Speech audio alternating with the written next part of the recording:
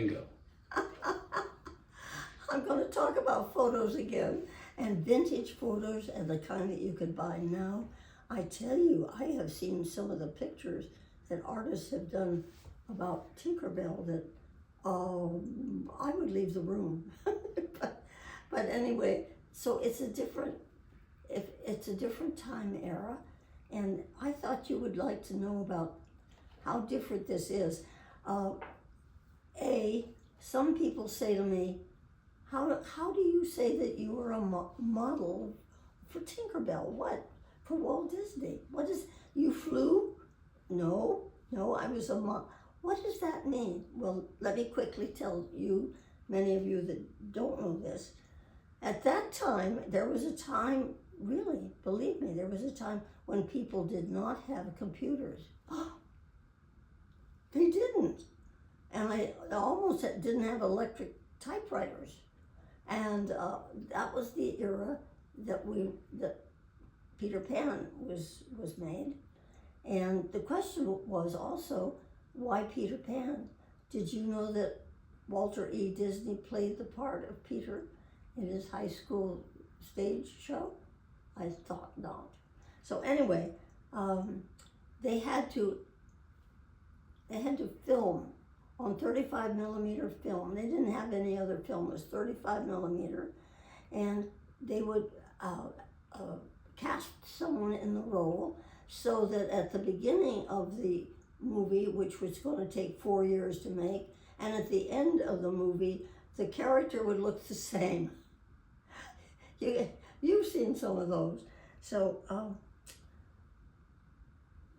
they put me on a sound stage, and I'd go over there, and I've often mentioned the great Mark Davis, who designed her, who drew her, who followed her along, who kept her going, with many other things. He was known as the ladies' man of the Disney artists. Oh, he was just marvelous.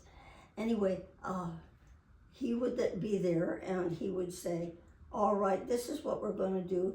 We have your props. And I just showed you a prop, I think, in a picture just a minute ago. This one. See me sitting on a prop?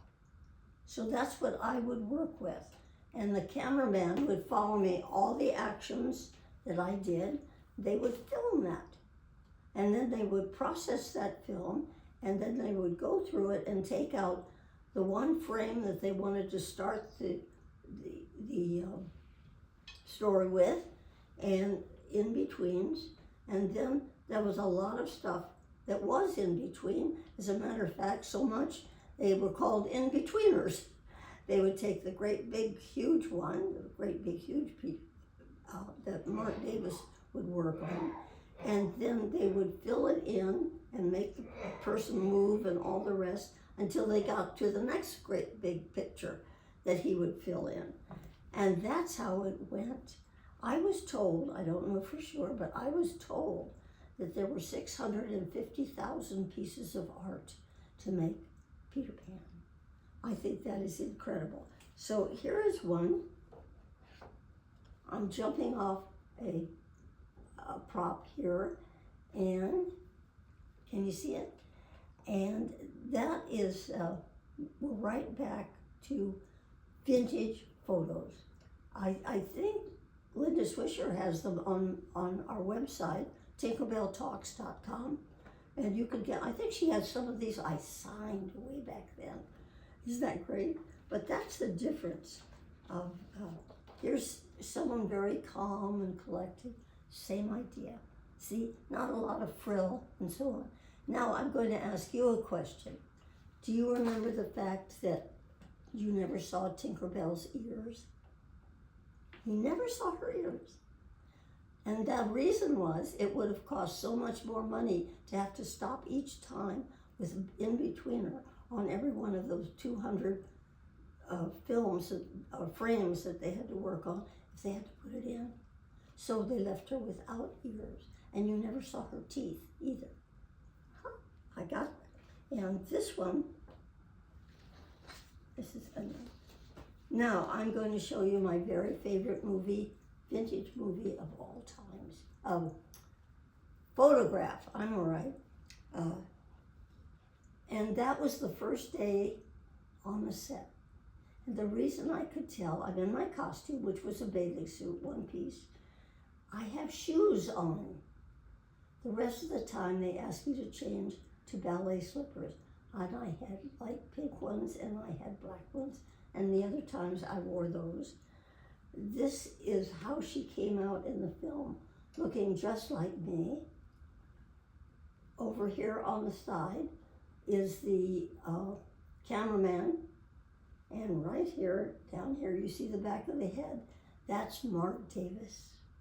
So you can understand, this is my very, very favorite photograph. I'm waving it around, I'm sorry. There, get a good shot of it. And I know that Linda has some of those, and maybe some of early signing too. I'm not sure about that. But that's history, that one. So I've given you class. You understand now how it all works. I didn't mean to be professorial, I really didn't. It's just that kids look at me and say, does she fly? Does she talk? Does she do anything? Because she's too tall to be Tinkerbell. And they're right, I am. But when you did it and put it in film, suddenly I was this little tiny sprite, no bigger than your hand, and still growing. I gotta go now. So here's some pixie dust for you, and from Tinkerbell 2, God bless.